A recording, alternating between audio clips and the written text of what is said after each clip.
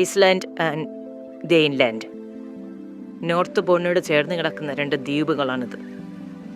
Iceland എന്ന പേര് കേൾക്കുമ്പോൾ നമ്മൾക്ക് ആദ്യം മനസ്സിൽ വരുന്നത് ഐസ്ലാൻഡ് എന്നത് മഞ്ഞ് മൂടിക്കിടക്കുന്ന ഒരു പ്രദേശമാണ് എന്നാണ്.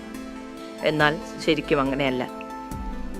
ഐസ്ലാൻഡിൻ്റെ 10% മാത്രമേ ഐസ് ഉള്ളൂ. ബാക്കിയുള്ളതെല്ലാം പച്ചപ്പും മറ്റും നിറഞ്ഞ പ്രദേശങ്ങളാണ്. എന്നാൽ ഇതിന് വിപരീതമായി ഗ്രീൻലാൻഡ് എന്ന പ്രദേശം 80% ഐസ് മൂടിയതാണ്. എന്തുകൊണ്ടായിരിക്കാം ഇങ്ങനെ? എന്തുകൊണ്ടായിരിക്കാം പച്ചപ്പ് നിറഞ്ഞ ഒരു പ്രദേശത്തിന് ഐസ്ലാൻഡ് എന്ന് പേരിട്ടത്? എന്തുകൊണ്ടാണ് ഐസ് നിറഞ്ഞ ഒരു പ്രദേശത്തെ ഗ്രീൻലാൻഡ് എന്ന് പേരിട്ടത്?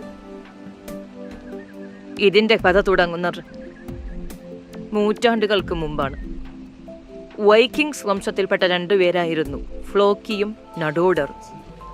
സാധാരണയായി സഞ്ചരിക്കുവാനും സാഹസങ്ങൾ കാണിക്കുവാനും ഇഷ്ടപ്പെട്ടിരുന്ന അവർ ഒരിക്കൽ ഒരു പ്രദേശത്തെത്തുന്നു.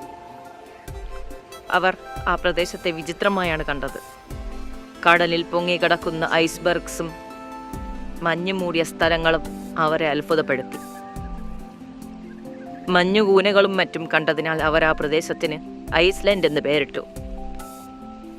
എന്നാൽ പോകെയാണ് അവരത് മനസ്സിലാക്കിയത്.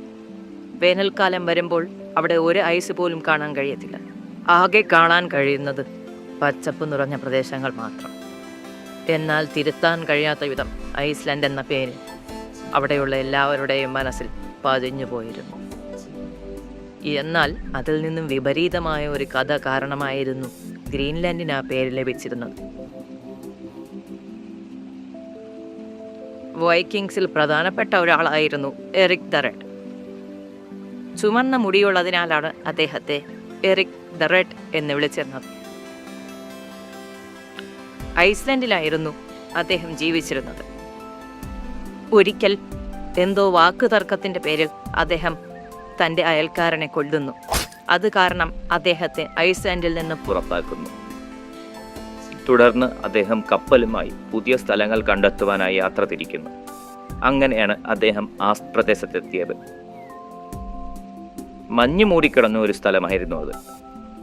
എങ്കിലും തന്ത്രപൂർവം അദ്ദേഹം ആ സ്ഥലത്തിന് ഗ്രീൻലാൻഡ് എന്ന് പേരിടുന്നു. പച്ചപ്പ് നിറഞ്ഞ പ്രദേശമാണ് ഗ്രീൻലാൻഡ് എന്നറിഞ്ഞാൽ ഒരുപാട് ആൾക്കാർ ഇവിടേക്ക് വരും എന്ന് അദ്ദേഹത്തിന് അറിയാമായിരുന്നു. അതുകൊണ്ടായിരിക്കാം അദ്ദേഹം മഞ്ഞു നിറഞ്ഞ ഈ പ്രദേശത്തിന് ഗ്രീൻലാൻഡ് എന്ന് പേര് നൽകിയത്. എന്നാൽ അദ്ദേഹത്തിൻ്റെ ഈ തന്ത്രം വിജയിക്കുകയാണ് ഉണ്ടായത്.